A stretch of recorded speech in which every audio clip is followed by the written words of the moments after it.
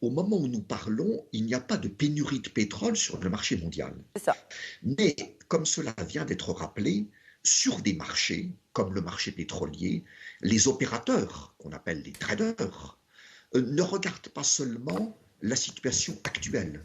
Ils anticipent constamment ce qui pourrait se passer demain. Et quand on anticipe, on peut anticiper à raison ou à tort, mais on anticipe. Et Mm, ces traders, ces acteurs du marché pétrolier, mhm.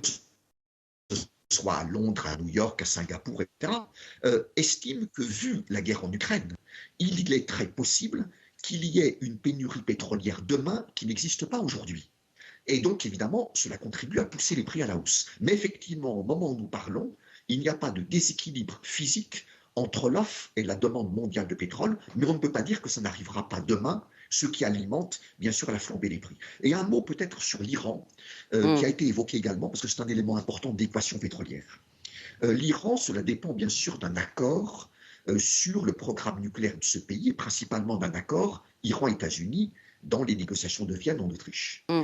Si un accord était signé, et ma phrase commence par un si un accord était signé demain, l'Iran serait en mesure, dans les mois qui viennent, donc en 2022, de produire et d'exporter plus de pétrole. C'est ça. Parce que l'Iran a les infrastructures en place, Mm. l'Iran a les capacités de production. Ce qui l'empêche de produire et d'exporter plus, ce sont les sanctions américaines. L'embargo, oui. Si celles-ci étaient levées demain, mais ce n'est pas encore le cas, l'Iran pourrait être une partie de la solution, une partie pas la solution, dès l'année 2022. Le Venezuela, là par contre, ça prendra plus de temps. Parce que c'est pour une question d'infrastructure.